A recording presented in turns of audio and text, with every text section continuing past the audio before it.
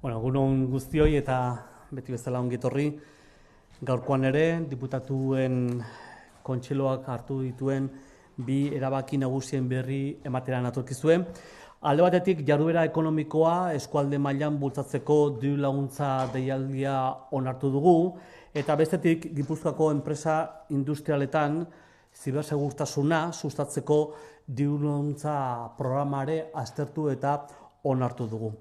Lehen erabakiari eutsiz, esan Gipuzkoako diputatuen kontseiluak lurraldearen sustapen ekonomikoa eskualdeen ikuspegitik bultzatzeko diru laguntza deialdia onartu dugula.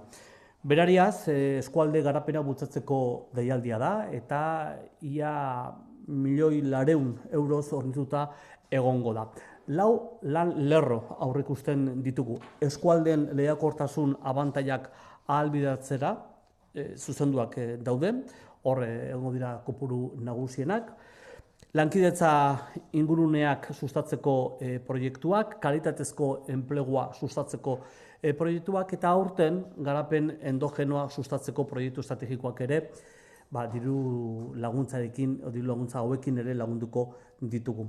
Gipuzkoako Aldundiaren etorkizuneko apustu estrategikoekin bat datozen arloak dira hoiek guztiak. Eta iaz, 57 proiektu jarri ziren abian, deialdi honen babesean, 25 eskualde eraldaketa sustatzekoak, 12 kalitatezko enplegua sortzekoak, eta 10 lankidetza proiektuetakoak. Deialdi honek 220.000 euroko gehiunkuntza izango du zenbatekoetan, iazkoarekin alderatzen badugu. Lurralde kohesioa funtsaskoa da Gipuzkoaren aurrera bide ekonomikorako eta sozialeko. Eta behin eta berriro aipatu dugun bezala, lurralde orekatua nahi dugu, eta ekonomikoki ere lurralde orekaren aldeko apustu estrategikoak egingo ditugu. Eskualdeek zeresan handia dutelako gure lurraldearen etorkizuna. Sare ekonomikoa sendotzeko estrategiak beraz, eskualde ikuspegia eta lurralde ikuspegia uztartu behar ditu. Foru Aldundiaren asmoa enpresak laguntzen jarraitzea da, enpresa txiki eta hartainen beharrak eta aukerak lehenetsiz. Eta enpresa txikiek eta hartainek ez dezagun ahaztu Gipuzkoako lanpostuen 40% osatzen dute. Pisu handia du oraindik ere, eta posten gara industriak gure lurraldea. Eta bestaldetik ere, zibersegurtasunaren inguruan programa eta diru laguntza batzuk ere onartu ditugu. Kontseiluak, esan bezala, bilkura berean, Gipuzkoako enpresa industrialetan zibersegurtasuna sustatzeko diru laguntzen programa onartu du. 400.000 euroko zenbatekoarekin, eta horietatik 250.000 euro enpresetan zibersegurtasuna sendotzeko proiektutara bideratuko dira, eta 150.000 euro arlo horretan ikerketa eta garapena bultzatzeko. Oinarriak laster argitaratuko ditugu Gipuzkoako aldizkari ofizialean, baina deno dakigun bezala, zibersegurtasuna arlo estrategikoa da Gipuzkoako Foru Aldundiarentzat, abian da ziur fundazioa, eta deialdia aurreratu egin nahi izan dugu urte honetan, enpresek eta entitateek beraien proiektuak aurkezteko epe zabalagoa izan dezaten. Gipuzkoako industriaren maila teknologikoa oso nabarmena da Gipuzkoako lurralde honetan. Betidanik esan digute gainera, behintzat azken aldi honetan, zibersegurtasunaren inguruan ahulezi asko zeukatela gure enpresek, eta deialdi honen bitartez sustatu nahi duguna da, dagoeneko finkatua dagoen errealitate industrial teknologiko hori eta abian den segurtasun teknologikoaren alderdi berria, gero eta garrantzi handiagoa hartuko duena, horiek biak ondo sustatu, ondo bermatu, esan bezala gure enpresa txiki eta ertainetan.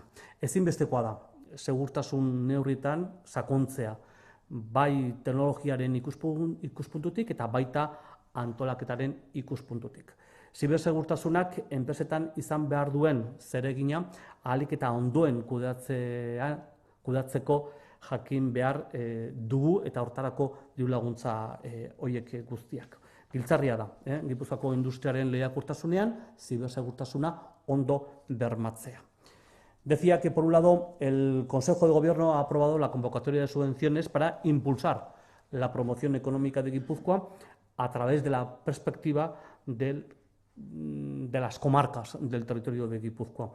Es una convocatoria específica destinada al desarrollo comarcal y a la que vamos a destinar 1.400.000 millones de euros.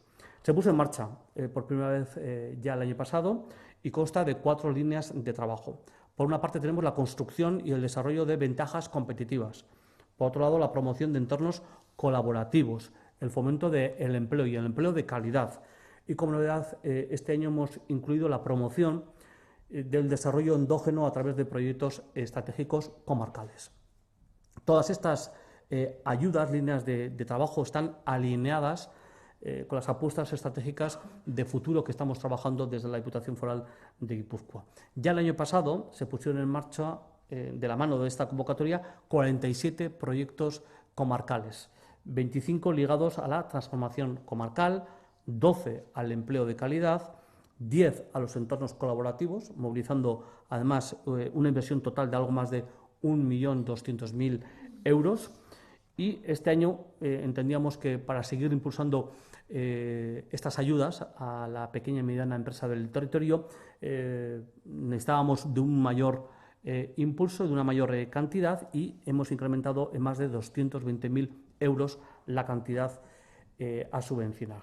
La cohesión territorial es un elemento fundamental para el progreso económico y social de Guipúzcoa. Las comarcas tienen mucho que decir en la construcción del futuro de nuestro territorio de Guipúzcoa. Cuando hablamos de combatir la desigualdad económica, social en el territorio de Guipúzcoa, las comarcas ejercen un papel clave en la construcción del futuro y en esa lucha por intentar conseguir un territorio compacto, coherente, que sea, por tanto, insisto, un territorio de futuro apostando, pues, desde luego, por la colaboración entre empresas y administraciones. Y de la mano de esta convocatoria creemos que se van a seguir facilitando recursos para apostar por la colaboración entre los distintos agentes y, cómo no, teniendo en cuenta la experimentación y la colaboración. La Diputación Foral aspira a apoyar a las empresas priorizando las necesidades y oportunidades de las pymes. Y ligado a la promoción económica, segunda línea de actuación y de ayuda, la ciberseguridad. El Consejo ha dado el visto bueno también a las subvenciones del programa para promover la ciberseguridad en las empresas industriales de Guipúzcoa, que era una de las principales debilidades que nos indicaban las pequeñas y medianas empresas, la ciberseguridad de sus datos, de sus proyectos. Está dotado con 400.000 euros, 250.000 los vamos a destinar a la financiación de proyectos para fortalecer la ciberseguridad en nuestras empresas y 150.000 a proyectos para impulsar la investigación y el desarrollo en este área de trabajo en las pequeñas y medianas empresas. Las bases se van a publicar dentro de poco en el boletín oficial de Guipúzcoa, pero sí queríamos destacar que hemos ampliado los tiempos, hemos adelantado los tiempos para que las empresas tengan, las empresas y las entidades solicitantes pues puedan tener más tiempo para desarrollar sus proyectos. En el 2018, y de la mano de esta convocatoria, se desarrollaron 18 proyectos, movilizando además en total pues aproximadamente más de 1 millón de euros. El nivel tecnológico de la industria guipuzcoana es muy relevante y por ello con esta convocatoria lo que aspiramos es a compaginar una realidad industrial avanzada y afianzada en el territorio con la incorporación tecnológica que ya está en marcha y que con toda seguridad va a incrementar su presencia en los próximos años.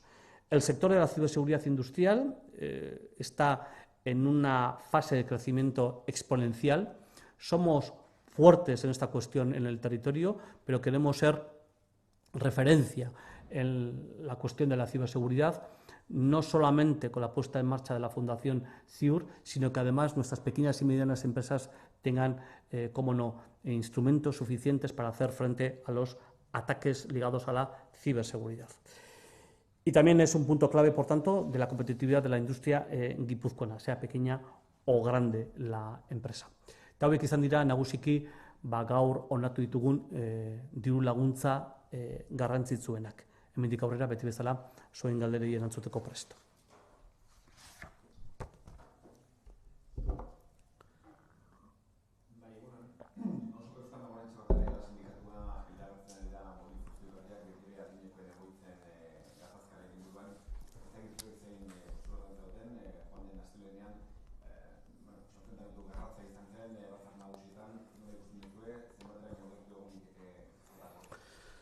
Gai honen inguruan guk oso garbi daukagu eta Gipuzkoako Gobernu Kontseiluak ere 3 mezu nahiko genituzke gaurko honetan ere berriz ere helarazi. Alde batetik, gure kezka nagusiak dira, hoien artatzea, hoien harrera, zaintza, eta guk hortan gaude. Nagusiek behar duten arreta eta zaintza, nola ez gure nagusien egoitza. Bestaldetik, berriz ere dei egiten diogu bai patronalari eta baita sindikatuei, adostu beharrekoak negoziazio mailan adostea. Azken baten, gatazka baten aurrean gaude, baina gatazka horretan Gipuzkoako Foru Aldundiak ez dauka inongo eskumenik. Azkenean, langile eta enpresen arteko eztabaida bat besterik ez dalako. Eta guk bai berriz ere dei egiten diogu, bai sindikatuei eta baita patronalari, mailan adostasun batea iristeko eskatzen diegu. Eta nola ez, akordio hori lortzeko, bai ulertzen dugu, beste giro bat beharrezkoa dela. Irainak, gehiegikeriak, horiek danak alde batera utzi beharra daukagu, eta nik uste arduratsu jokatu beharra daukagula baita etorkizunean akordio bat lortzeko. Horren, ulertuz hauteskunde testu inguru batean gaudela, eta batzuen eta besten paperak ere garbi daude zer nahi duten lortu. Horretik guk 3 dei horiekin ulertzen dugu berriro ere eskatzen digula agente guztiei mesedez akordiotara iristea, nagusien hartatzea lehenestea eta gehiegikeriak ere alde batera usteko. Decía que en relación al conflicto y a esa última noticia que me comunicaba vuestro compañero, hacer una vez más un triple llamamiento, ¿no? Por una parte, a la Diputación Foral de Guipúzcoa, lo que nos ocupa es, desde luego, el cuidado de nuestros mayores en las residencias de ancianos. Y desde luego vamos a asegurar que el cuidado siga siendo de calidad y que se cumplan todos los mínimos que en una situación de huelga de este tipo se decidan. Por tanto, el cuidado a nuestros mayores es lo que a nosotros nos ocupa. Y para ello adoptaremos todas las medidas para que se cumplan con los mínimos establecidos. Por otra parte, hacemos un llamamiento una vez más a que la patronal y los representantes sindicales se sienten alrededor de una mesa y lleguen a un acuerdo cuanto antes. Es necesario que lleguen a un acuerdo trabajadores y empresa. Y desde luego que tanto unos como otros dejen a un lado todas las exageraciones, todas las acusaciones y lleguen cuanto antes de una manera responsable a un acuerdo. Hacemos, por tanto, un llamamiento a la responsabilidad a las partes que están involucradas en este conflicto para que lleguen cuanto antes a un acuerdo. Y la Diputación Foral de Guipúzcoa, en este conflicto, lo que, además del cuidado a nuestros mayores, lo que le toca es ser facilitador. Y ese es el papel que va a jugar la Diputación, ser facilitador en un conflicto, pero que primeramente tienen que llegar en una mesa todos los sindicatos, sin exclusiones, y la patronal y todos los agentes que representan la patronal puedan llegar a un acuerdo. Y la Diputación, insisto, tiene que ser facilitador.